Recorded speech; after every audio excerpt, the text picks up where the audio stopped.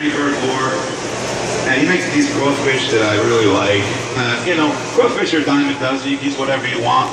But again, like I said, I have a confidence in these baits that I really like. I don't know what it is, just personal preference. You know, when I guess when I first started fishing crawfish ever, I caught one off of his, and I just couldn't put it down after that. So now I think that there's a bass over there. So now after this, maybe they didn't want it. Maybe that female and that male on that bed, maybe the female's split and the male's over there just guarding. So I'm just going to throw it back on the shoreline, drag it back in, let it sit, let it fall. And I felt a tick. So now I know that there's a bass in that bed. I know there's something in there. So this is where the kind of fishing comes in where I really like it. Tedious, monotonous, time-consuming. You know, the type of fishing that power fishermen will pull their hair out over. So I think there's a bass in that general vicinity. So I'm just going to keep throwing back there. I'm going to keep working it. I'm going to let it sit, and this is where I like to work it. You see, he's liking that Dirty Burd lure. He's liking that Dirty Burd craw right there. I can see him. He's grabbing it. You know, unfortunately with the pumps on, I can't really see too well through the water, but I can feel him down there. So I know he's down there. So I'm on the shoreline, and that's another thing too. A lot of the things that fall into the water, you ever see the bass swirl around the shoreline, under trees? You know, my crawfish goes up on a tree or whatever I'm throwing, goes on a tree. A lot of times it does get hit when it falls out of there, so I'm not too concerned to a point on throwing baits to the shoreline and dragging it back off the shoreline and dragging it into the water. There's a great crawfish seem to excel, which I really like. I'm fortunate enough to, I moved into a lake that has a heavy population of crawfish. And when I first moved in, my neighbor said, you know, you're not going to enjoy this bass fishing because they spray the lake, they kill all the weeds, there's not a stitch of weeds in the lake, no grass. So I was kind of like bumming out. So when I went in there, lo and behold, and this is again where my tedious form of fishing that I really enjoy came to play. Just throwing it out on top of the drop-off. Maybe the water was 3 feet, and pulling it off that drop-off and letting it slowly walk down that face of the drop-off. Walk down that face of the drop-off, and the fish would always smack it. Talking about, it's summertime. A lot of pressure in Jersey lakes. Water's warm, gets really hot. Those fish really dig into the weeds. They get into wood. They get into a lot of structure that a lot of people aren't comfortable fishing for one reason or the other. And that's where I found my second, not calling, but a wonderful, great way to fish, to get out of the doldrums of launching your boat, getting on that conga line and going around the shoreline. It's like picking a number at the deli counter. You got to get in line and fish behind 30 other boats, which is ridiculous. I heard Joe Butcher on his show a couple of weeks ago on FN Fishing Network that you got to think outside the bank. Get away from the bank. Move to offshore structure. And in a sense, that's what I found in my lake. I found these offshore rock piles, stumps, and the creek channels which really produce. So in the summer, when the water is in the 80s to nearing 90, sure, those bass could be caught in those weeds. You want to punch through those weeds. You want to work the frog along the shoreline. Or you can have an unimpeded reach with your bait. Deeper structure on rock piles, like I said, which I love. Rocks, and followed by a flat area of the gravel, and then rocks. They'd be spread out, relating to the rocks, some type of structure. They're, you know, the opposite of people being gregarious. They want to be around other people. You know, they want to be around structure.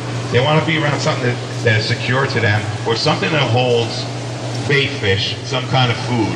And these rocks would hold minnows, crawfish, or whatever. So here I am in my lake now. I found these wonderful little drop-offs, these beautiful rock piles, and then they tell me that those rock piles are actual circular mounds of rocks that they put to stop the spring that is there from eroding the dirt, you know, blah, blah, blah, blah. But in the summertime, of the heat of the summertime, those fish are related to those rock piles because the cooler spring water are there. And that's where the fish really want to be. They want to be comfortable just like people. You know, you may say, you know, there's a lot of blah, blah, blah, blah, blah, blah. But, you know, like I say, you know, I'm not a tournament angler, but I really, when I go fishing, I want to catch bass just as much as those guys that want to catch a check. You know, I don't want to just go out there for a boat ride.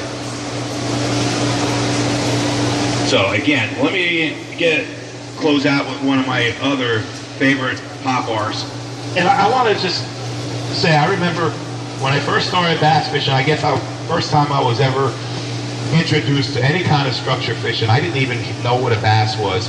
My neighbor said to me, "You want to take a ride with me to the Poconos?" And he explained to me about what a bass was. And by the time he finished explaining, a half hour later, I was way young then. By the time he finished explaining what a bass was to me, I thought it was some kind of a mythical beast that lived somewhere in a cave somewhere.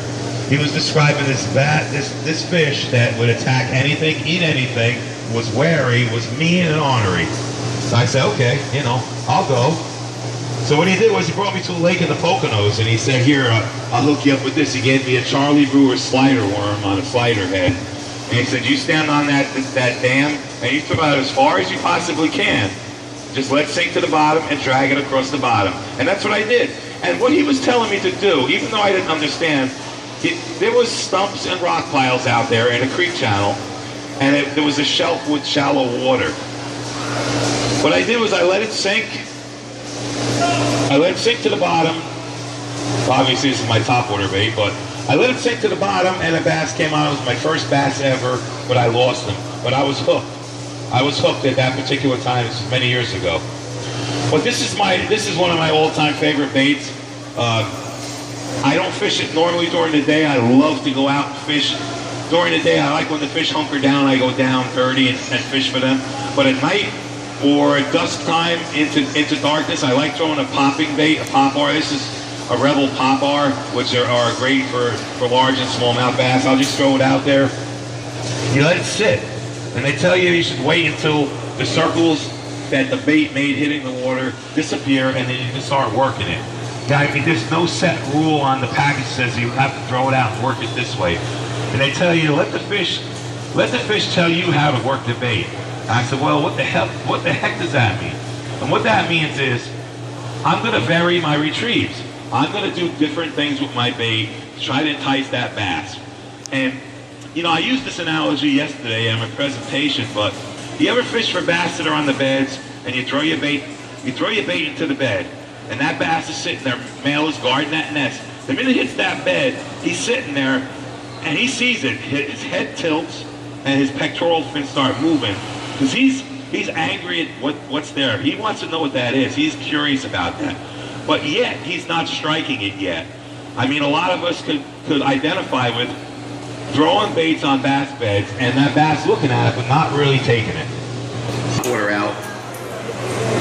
I let it sit there, and I like to vary the retrieve. This is very easy to use. Anybody could use it, and it's an exciting way to catch fish. You just let it sit there, pop it once, pop it twice. It displaces water, spits the water, there's a rattle in it, and it attracts the bass. I mean, it's a simple bait to use. The most complicated thing I have to do with this bait is to slow it down. Slow it down when the conditions exist for it to be slowed down. And what does that mean? If I'm working the bait as fast as I possibly can, here, that structure, those rocks, those weeds, and the bass aren't hitting it, maybe I have to slow it down. Maybe that's the bass telling me what they want. I don't want to slow down. I want to work it fast. But that's another thing. We have to break old habits. Get away from confidence baits. Try everything else. Who has a tackle bag at home or with them on the boat that has 15,000 baits in it and you only use a handful? Why is that? Why is that? You go out and then, hey, I'm the same way. I go out there, I use 4 or 5, 6 baits all day, 7 hours, and I get back to the ramp and, what is wrong with these fish? No, what's wrong with me?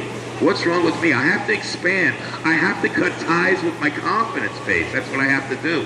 I have to try something different. Try something I'm not comfortable with. That's how you would think that we all grow as fishermen and be able to hook up with a lot more bass than we normally do. But again, my favorite, pop bar. Love throwing it out to structure.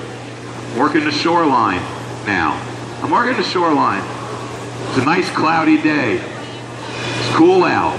We had temperatures in the 80s, 90s, sunny all week. It's the weekend. We got some cloud cover. The temperature's a little chilly. A lot of great lakes in Jersey that really produce in this situation on top wars during the day. I'm going to work that bait fast, fast, fast, fast, fast.